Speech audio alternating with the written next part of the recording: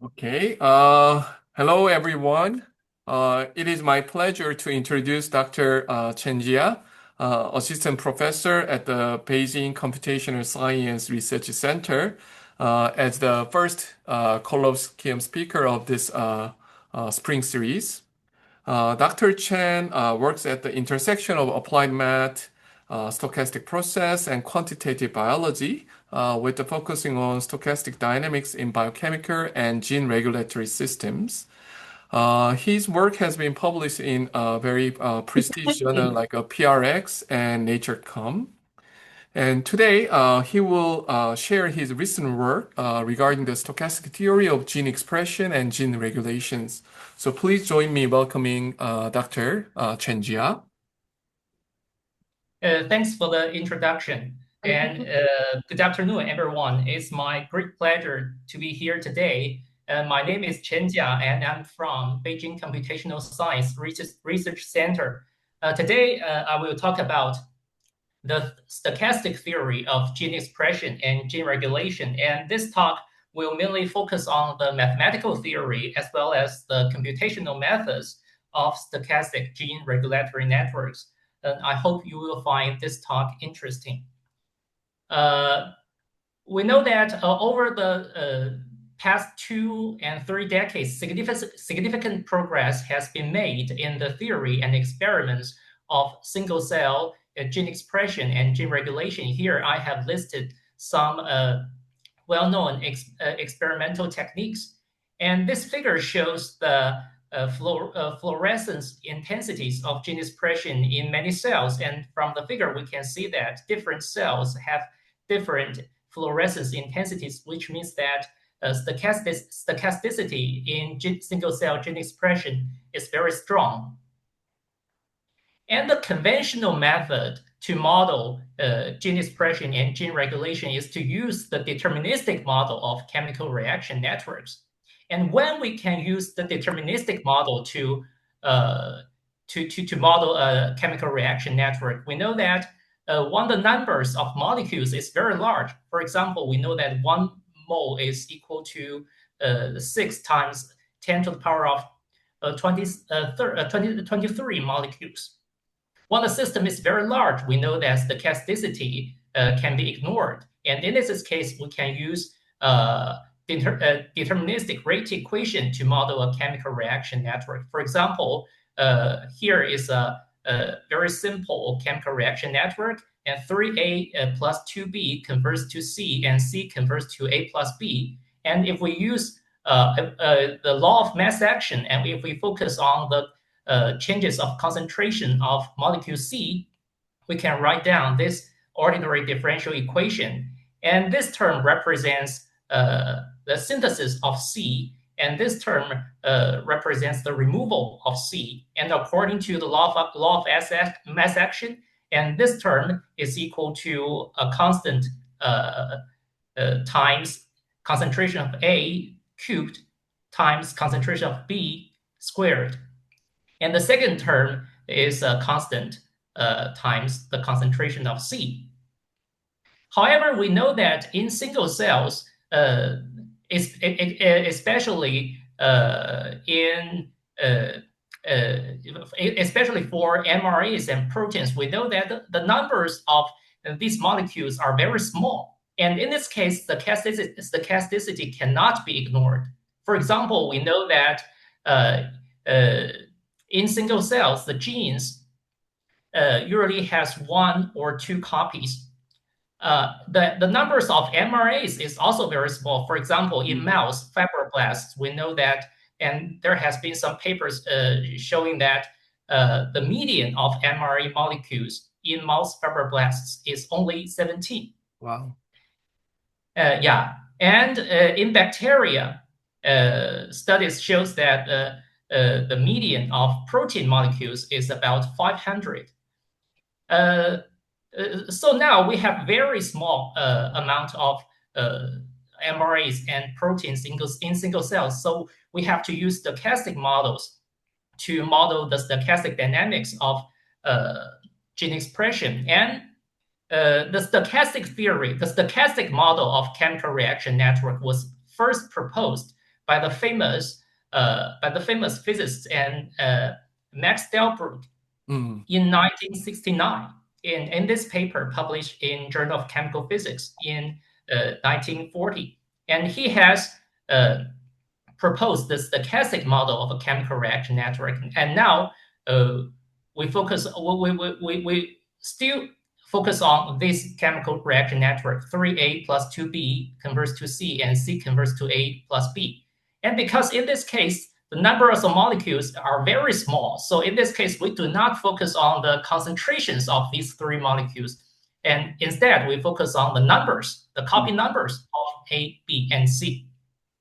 So the microstate of this system is a three-dimensional integer-valued vector, n of A, n of B, n of C. Here, n of A is the number of A, n of B is the number of B. Yeah.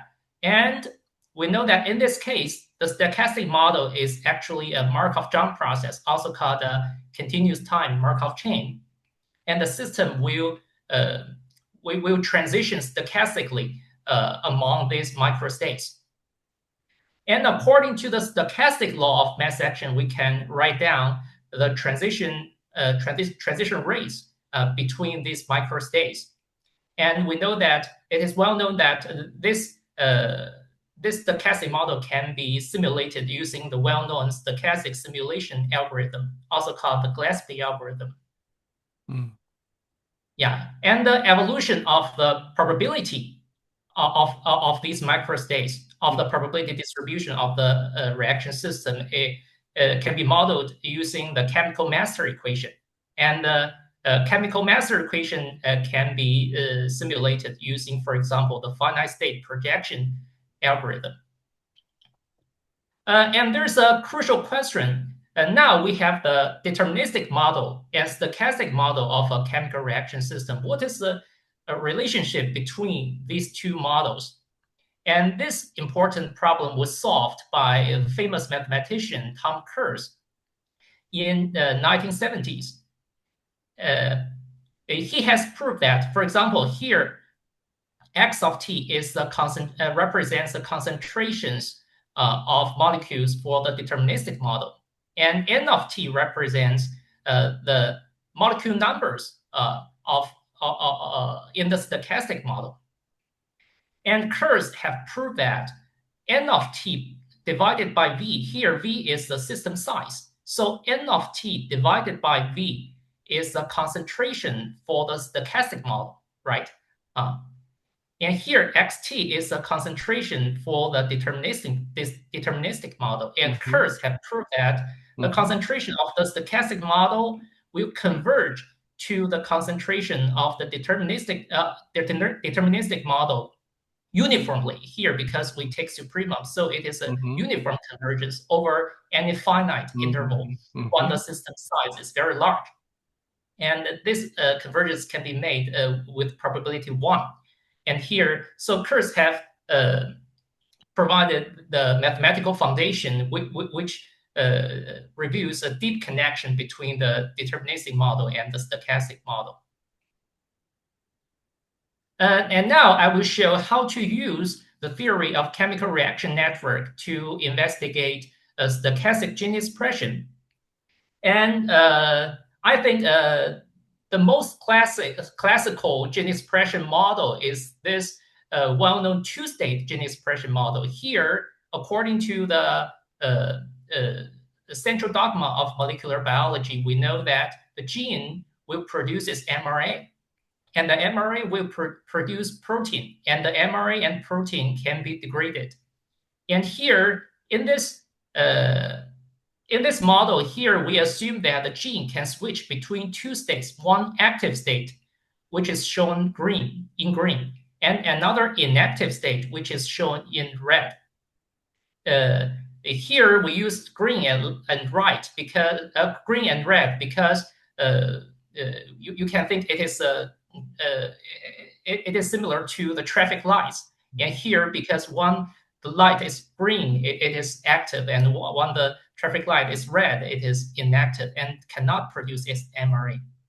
And when the gene is active, it can produce its RNA with rate rho, and when the gene is inactive, it cannot produce its mRNA, and the gene can switch stochastically between the active and inactive states. This is a well-known two-state gene expression model. Yeah. And if we write down all the chemical reactions in here for the system, we can see that there are 6 reactions. And the first 2 reactions represent the switching of the gene between active and inactive states. And the second and the middle 2 reactions represents transcription as well as translation. And the last 2 reactions represent the degradation of mRNA and protein. And for this stochastic chemical reaction system, we can write down the chemical master equation and we can solve it. Actually, this system can be solved analytically, exactly. And there's a very famous method called the generating function method. And if we use the generating function, we can convert the chemical master equation into a system of partial differential equations, and then we can use some methods like the methods of characteristics to solve the partial differential equation, and then we can obtain the analytical solution of the mRNA and protein distributions. And for this reaction system, for this two-state gene expression model, it can be shown that the steady state mRNA distribution has this form. And we can see that it has a special function 1F1, and it is called confluent hypergeometric function. And the steady state protein distribution can also be solved. And we can see that it also has a special function 2F1, and it is called Gaussian hypergeometric function. And these are some very classical results. And in one paper published in 2019, and a Nature paper has fitted the two-state gene expression model to genome-wide single-cell RNA sequencing data in mouse fibroblasts and embryonic stem cells, and review the very interesting transcription bursting dynamics across the genome.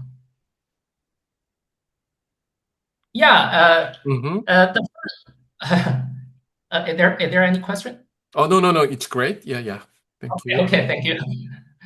Yeah. The first topic I will talk about today is about the non-Markovian gene expression dynamics. Up till now, all the models I have shown are based on the framework of Markov process. However, recent experiments have shown that there are many important cellular processes whose waiting times have non-exponential distributions. Because we know that exponential waiting times of reactions can guarantee the Markov property. So the breaking of the exponential distribution, for example, if a reaction have a non-exponential waiting time, Mm-hmm. in this case, the system will become non-Markovian. Mm-hmm. And here, many studies have shown that many important gene expression process have non-Markovian behaviors. For example, the processes of gene switching, the process of elongation, and the process of degradation of mRNA and protein all have non-exponential waiting times. Yes. For example, in mammalian cells, one science paper have shown that the inactive period Mm-hmm. is non-exponential. Here, inactive period means the time the system the time for the system to convert from the inactive state to the active state. For example, in this two-state model, the waiting time between the switching time between these two states are all exponential, right? Because the system is Markovian. Mm-hmm. However, maybe I need to check that paper, but in that paper they only show the inactivation period are non-exponential. But what about the active period? Is it exponential? exponential. Yeah. Yes. Yes. Oh, I see. Yes. So that's Yes. why uh, inactive phase, we need a multi-step to. Yeah. Exactly. Mhm. Exactly. So here is a well-known multi-state gene expression model. In this model here, there is only one active state, which is shown in green, and there are many inactive gene states, which are shown in yellow. Because there is only one active state, so the active period is exponential, Mm, as Kim has explained. Yeah, I see. because there are many inactive states, so the inactive period will have a non-exponential distribution. And this is a well-known multi-state gene expression model. Mm, And this multi-state gene expression model was the MRA distribution for this model was first solved in this paper published in 2012. And it has shown that the steady state MRA distribution has a special function. And this special function is very interesting, is LFL. And it is called the generalized hypergeometric function. And, and in our recent work, we have solved the steady state and as well as the time-dependent protein distribution. And here I have shown the steady state protein distribution, and it has a special function L plus 1 FL. And it is also called a generalized hypergeometric function. And we have also solved the time-dependent distribution because the expression of the time-dependent distribution is very complicated. So I have not shown it here. And as a limiting case, we can also show that once some one the parameters satisfy some limiting conditions, it can be shown that and this distribution as well as this distribution will converge to the well-known zero inflated negative binomial distribution. Yeah, and we can see that in this distribution, this is a negative binomial term, and there's also a delta function term. Yeah, which characterize the zero inflated effect. And we know that the zero inflated negative binomial distribution is extensively applied in single cell RNA sequencing data analysis. So, hi Chen, this is Jinsu. Good to see you, by the Yeah, way. Yeah. good to see you. So rather than exponential distribution, what holding time distribution you used to derive this closed forms? Okay, and in Emma? this case, In this sorry, case, sorry, yeah, it's a multi-step just with the exponential, right? yeah.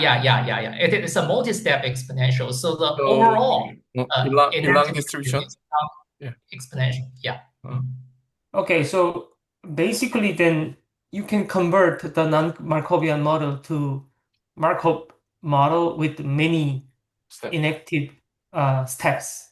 Am I correct? Yeah. Okay, okay. Yeah, because any distribution can be approximated by a so-called phase-time distribution. A phase-time distribution means the distribution means the first passage distribution of an exponential model. So these two models are somewhat equivalent. Yeah. Okay, thank you.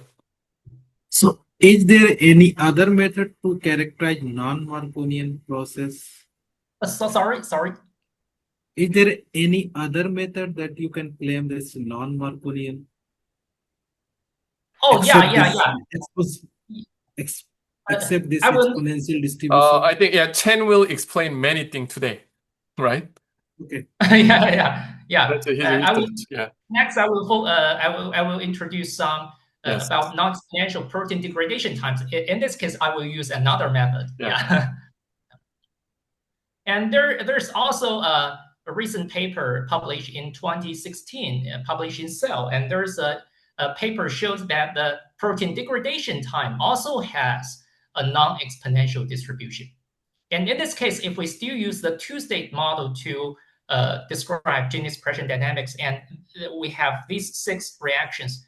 And here, notice that the last reaction, it represents a degradation of the protein, and we assume that it has a non-exponential Mm. waiting time. Yeah. and its probability density function is phi of t. Yeah. Mm-hmm. Because now the system is non-Markovian, Mm-hmm. and we have to develop a new mathematical method to solve it. Yeah, and here in our recent work, we have developed a so-called effective Markovian dynamics method to solve this non-Markovian dynamics. And the crucial idea of this method is to first we fix a time, we fix a given time t. So we assume that the time t is fixed. Yeah, and here we construct another Markovian dynamics, and here we can see that in this reaction system is Markovian. Mm. And here t is the terminal time of this reaction system. Mm. Yeah, and in this Markovian system, we can see we remove this degradation reaction of the protein. Here we can see that in this effective Markovian dynamics, the degradation of the protein is removed from the system. Mm. Yeah.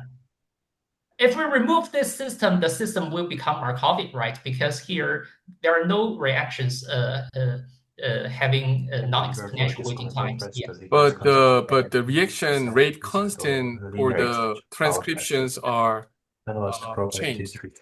Yeah, exactly. Here, this reaction is the transcription. It's a transcription reaction, and for the transcription reaction, for the non-Markovian dynamics, the transcription rate is a constant. However, for the effective Markovian dynamics, here the transcription rate is u times phi of t minus s, and here phi is a survival function of this phi. Yeah. Wow, I see. So then we need some special version of the Gillespie algorithm for this then. Yeah, exactly. Yeah. Because we can think if a protein molecule is produced at time s, if we consider its dynamics at time t, and the molecule have to survive until time t, so we have to so this u must be multiplied by a survival function, and there it is some intuition of this method. Yeah. Good. And we prove that these two systems, the non-Markovian system and the effective Markovian system, have exactly the same distribution at the terminal time t. Yeah. And using this method, we can, if this effective Markovian dynamics can be solved, we can solve this non-Markovian dynamics. And this is the method we have used. And using this method, we have computed the exact joint distribution of mRNA and protein numbers for this non-Markovian system, and it has a complicated expression. And now I will show how the theory can be applied to real data. Yeah. And there's a paper, Nature Communications paper published in 2019. It has compared the mRNA and protein, the mRNA protein correlation, the correlation between mRNA and protein for non-exponential degraded proteins and exponential degraded proteins. For example, there are many proteins, for example, there are many proteins, for example, several hundred proteins, and it can be divided into exponential degraded proteins and non-exponentially degraded proteins. And this paper have compared the mRNA protein correlation between these two kinds of proteins, and it has found that it has shown that non-exponential degraded protein degradation reduces the mRNA protein correlation by a factor which is 0.76. Yeah. And now we have this exponential results, and we want to use our theory to explain it. Yeah. So in this case, we use our non-Markovian dynamics. Yeah. And using our theory, it can be shown that the mRNA protein correlation for non-exponential degraded protein is less than the mRNA protein correlation for exponential degraded protein only when this inequality is satisfied. Yeah.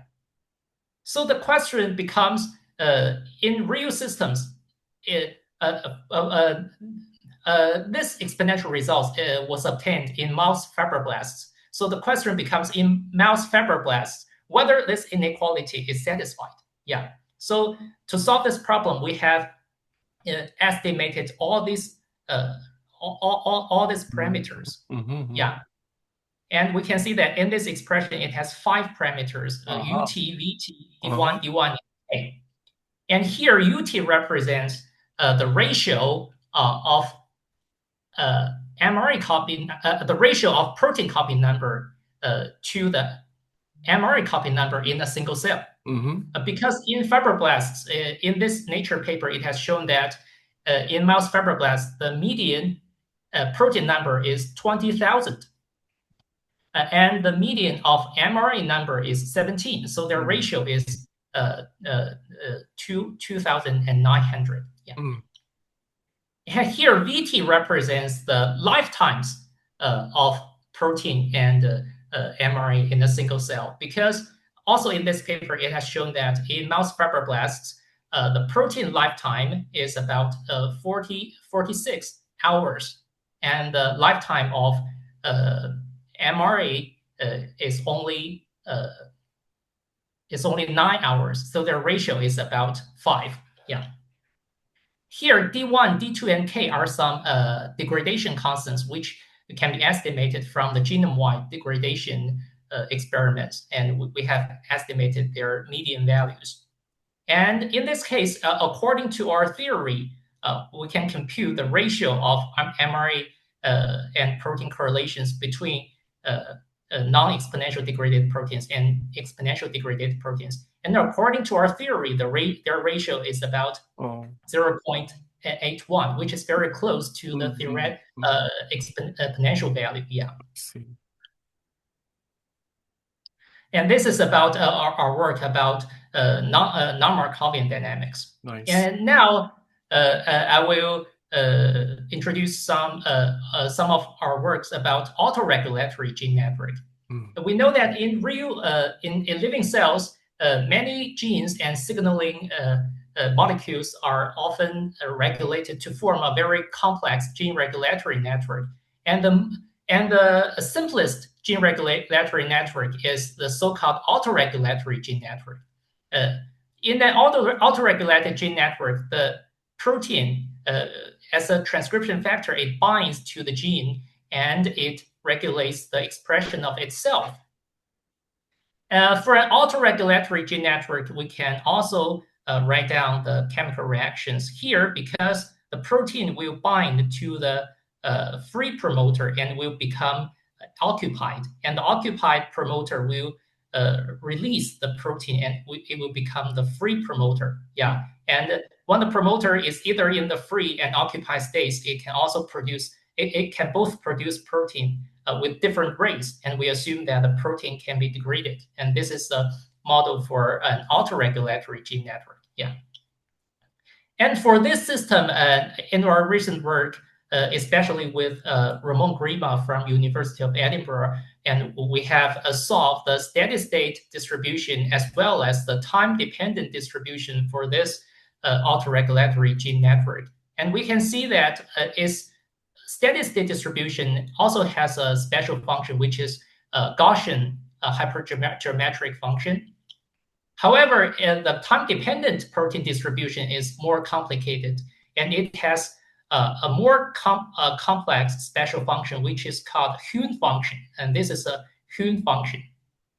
And it can be proved that the hypergeometric function has 3 regular singularities. However, the Hune function will have 4 regular singularities. So it is more complex. Yeah, here we have developed a new special spectral decomposition method. I think this mathematical theory is very deep. And here I will introduce how we use this spectral decomposition method to compute the time-dependent distribution.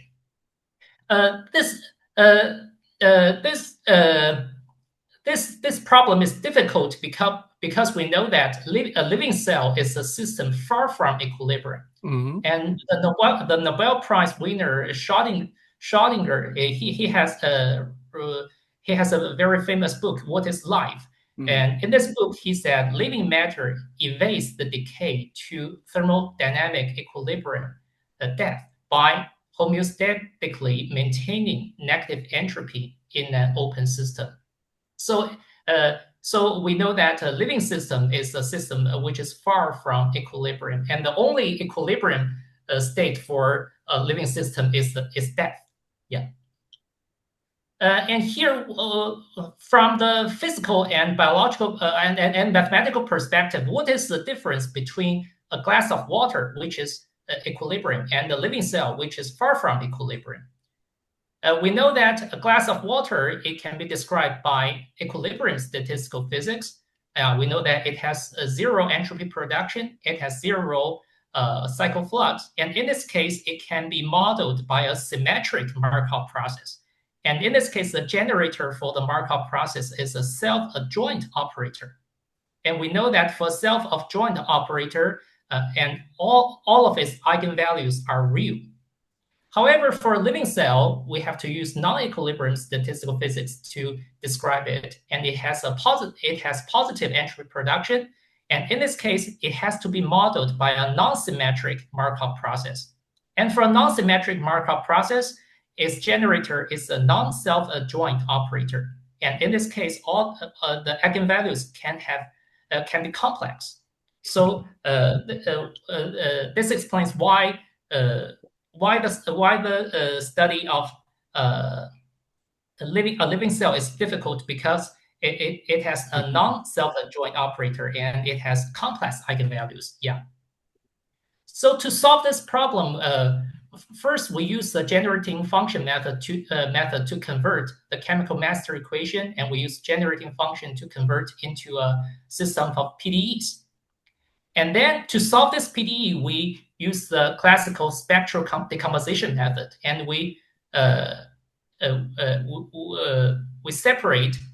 We make a separation of variables, and this one is a generating function, and we separate into a term which only depends on t, and the term only depends on z.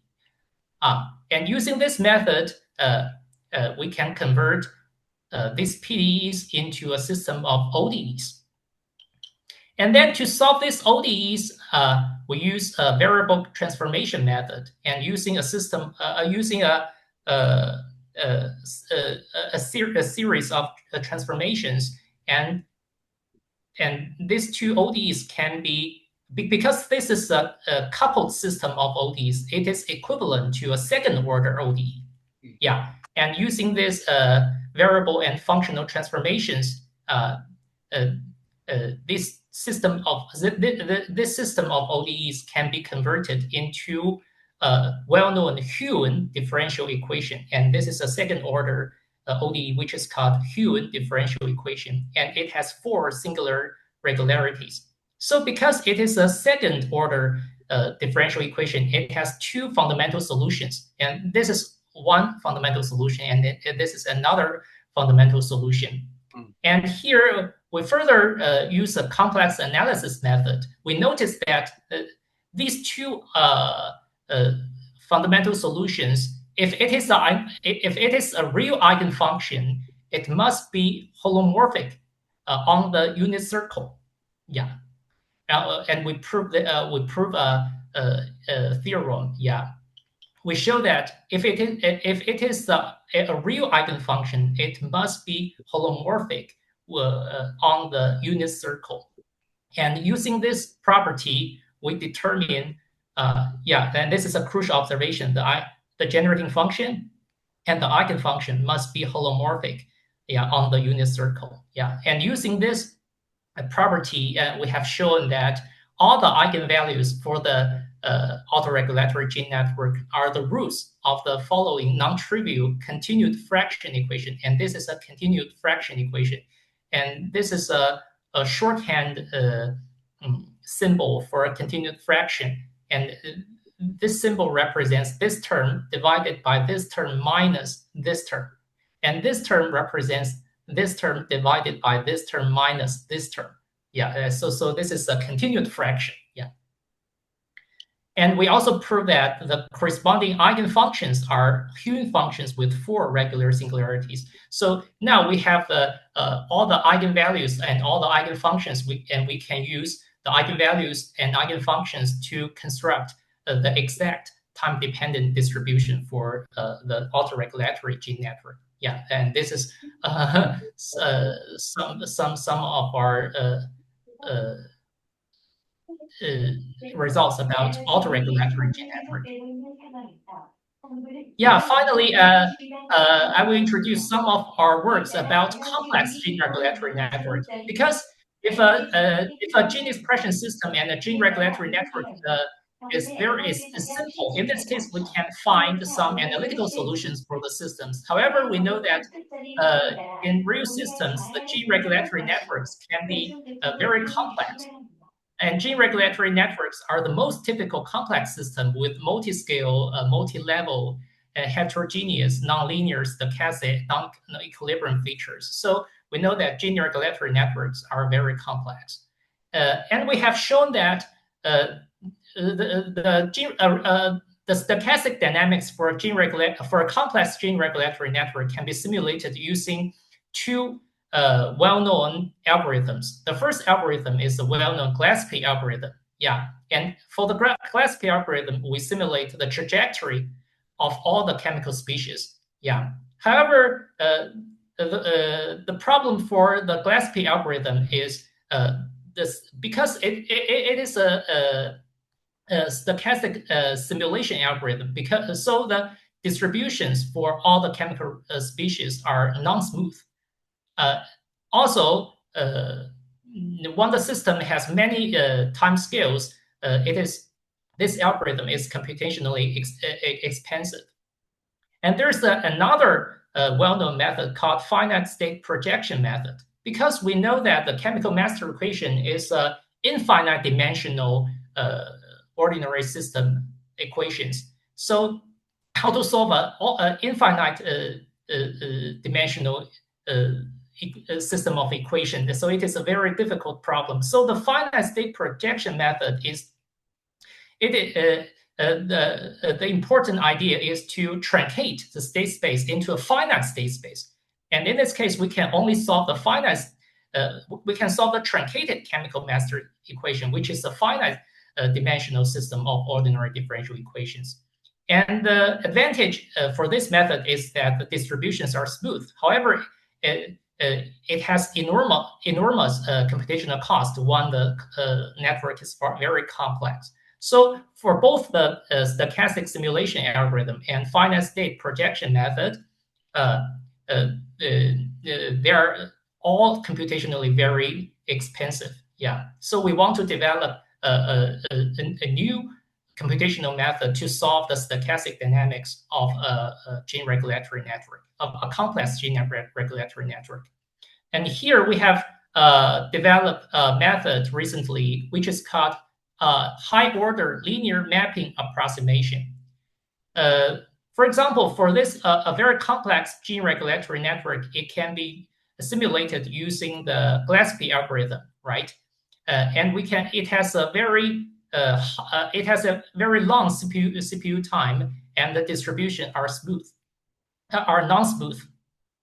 However, for our method, the core thought of our method is to map the complex nonlinear network into a system of simple linear networks with no interactions. So by using this method, we have converted a high-dimensional problem into many one-dimensional problems. In this way, we have we have significantly reduced the CPU time, as well as elevate the computational accuracy. Yeah, and you can see that our method have a much shorter CPU time, and the distribution become smooth. And here I will use an example to show how our method works. We focus on a 2-node network. Here, the 2-node network can be a toggle switch, and it can have two positive regulations, one positive regulation and one negative regulation, and it can have two negative regulations. Yeah, we focus on a two-node network. And for the two-node network here, the protein 1, it as a transcription factor, it can bind to the second gene, G2. And here, the second protein, it can bind to the promoter of gene 1. Yeah, so it is a two-node gene regulatory network. And the idea of our method is to map this nonlinear network into two linear networks. We can here we remove these two regulatory reactions. Here, this blue one is a reaction, and this pink one is another reaction. Here, we remove these two reactions, and in this way, the system becomes linear. Yeah, it has no interactions between these two proteins. However, instead, here we will change these two parameters. We will change the gene switching rates. Yeah, for the linear network, we have to change the gene switching rates. Yeah. So the question, for the nonlinear network, we have some original parameters, and for the linear network, we have some effective parameters. And a crucial question is how can we how can we determine the effective parameters? Yeah, for the linear network. Yeah. So And these modified parameters are constant or also change depending on the time? yeah, it depends on t. It depends on time t. Yeah. Okay. So to determine the effective modified parameters, we first write down the evolution of the moments, the zero order moments, the first order moments, and the second order moments for the nonlinear network. And then we can write down the evolution of the zero order, first order, second order moments for the linear network. And then we can match these two systems of ordinary equations. And we match the moment dynamics for the nonlinear network and the moment dynamics for the linear network. And in this way, the effective parameters can be represented by the original parameters and the moments and the zero order, first order, and second order moments for the system. Yeah. Because now the original parameters are known. However, the moments are unknown. So to determine these moments, we can use some well-known moment closure method. And here we have developed a new moment closure method. However, we can also use some other moment closure methods to determine these moments. And in this way, we can determine these effective modified parameters for the linear network. Yeah. And in this way, we can simplify. We can reduce a very high-dimensional system into many one-dimensional systems. Yeah. So basically, now you have a 1D a linear system plus coupled with the moment equation. Yeah. Because that moment equation will be used to determine the modified parameter. Yeah, exactly. Yeah. So, And now I will. Yeah. in the previous slide, you found the equation, the sigma tildes have to satisfy to make the first and second order moments are the same. How? I cannot imagine how you derive that equation. What's the underlying idea? Yeah. From this equation shows the evolution of the moments for the nonlinear network, and this system it shows the evolution of moments for the linear network. For example, if we match these two equations, and in this case, sigma two the u, this term is equal to this term, right? Yes. And this term will equate is equal to this term, right? Okay, thank you. So Wow, this is a really magic. Yeah. Yeah. Thank you so much. You're welcome. Now I will show the performance of our method. First, we focus on the toggle switch. It is there are two genes for the toggle switch, and one gene negatively regulates another gene. Yeah, so it has two negative regulations. Yeah, we know that the toggle switch, it can produce multimodality, which means that the probability distribution can be bimodal. And here, the gray region shows the stochastic simulation results, and here the blue curve shows our result, and the red curve shows another another method proposed in previous papers. We can see that our method can capture the bimodal distribution, while the previous method cannot. And then we focus on the famous repressilator. Repressilator, it is a famous gene network composed of three genes, and gene one negatively regulate gene two negatively regulate gene three, and gene three negatively regulate gene one. So it is a negative feedback loop. Mm-hmm. And we know that it can produce oscillations, and our Holy Map method can capture the oscillations, and we can see that for all the times considered here, it can capture the complete time evolution of the system. For different times, it can capture the time-dependent distribution. However, previous method, it can only capture the distributions at small times, and the red one, yeah, it is a method proposed in previous studies. It can only capture the time-dependent distribution at small times. However, our method can capture the time-dependent distributions at both small and large times. Yeah. Wow. And here is a comparison between the computational times of different methods. For example, if we use the finite state projection method, it has to take 10,000 years, yeah, for a complex network. However, for the Gillespie algorithm, it takes about 30 minutes. However, our method, it only takes about 28 seconds.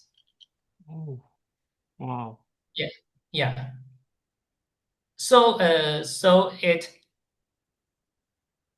sorry.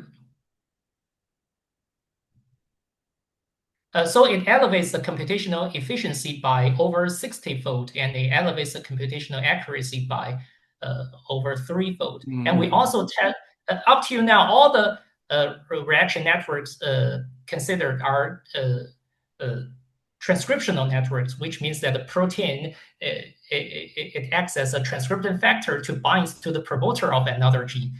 Yeah. And here we have also validated our method in some post-transcriptional networks as well as post-translational networks. Yeah. And for the post-transcription networks, it can include RNA protein interactions as well as RNA interactions. For example, the protein, it can bind to the mRNA and regulates the degradation of the mRNA, and the microRNA can bind to the mRNA and inhibit translation. And here we have also considered some post-translational networks, including protein-protein interactions like protein sequestration and protein phosphorylation. And in all post-transcriptional and post-translational networks, we can see that our method correctly capture the the distribution of the protein. Yeah. And so, in summary, our method serves as a highly effective and accurate method to compute complex gene regulatory networks, and it can be applied to both transcriptional network, post-transcriptional network, and post-translational network. Yeah, that's all for my talk today, and thank you very much for your attention. Wow. I will be very happy to take any questions. Oh, thanks so much, Chen. I have a question. So, this new method, is it can be applied to anything, or there is some limitation? Yeah. I think it has some limitation because now we only test our method for a system with only less than 100 genes. Okay. Yeah. But still, I less think than 100 gene is really already amazing. it's already very large. Yeah. Oh. So maybe in the future, for example, we know that for the whole genome, it has many thousand or 10,000 genes. So in this case, we want to combine our method with some AI techniques to solve more complex problems. Yeah, in the future. Yeah. So because Is it anyway, the key question is to use this method, we need to solve that moment equation, right? Yeah. So that moment equations are easily derivable for sort of any system. Yeah, sometimes the moments are not very easy to be solved. And in this case, we have developed another more easy to use method. And in this case, we can use, and here, I'm sorry, I ignore it here. Yeah, here, in order to determine the moments, for example, if we want to determine the probability distribution using the Gillespie algorithm, we have to simulate, for example, 10,000 or 100,000 trajectories in order to determine the whole distribution, right? Yeah. However, if we want to use the stochastic simulation method to only determine the first and second moment, in this case, the trajectory, the number of trajectories can be much can be yeah, we can use for example, we can use only several hundred, for example, 200 or 300 trajectories to accurately determine the first and second moments. Yeah. So in this case, for example, we can simulate for about 200 trajectories or 300 trajectories, and we can use the Gillespie algorithm to determine the first and second moments, and then we can use these moments to replace these moments. And in this case, we can very effectively determine these effective parameters, and this will make our algorithm more faster. Yeah. Okay, very nice. Thank you. Okay, so is it the yeah, please ask a question. Yeah. is it the case that always the new method is superior than this stochastic simulation method for other problem also? Sorry. So is it the always the case that the new method is superior than the stochastic simulation method for other problems also? You mean which method? Stochastic simulation method. You mean this method?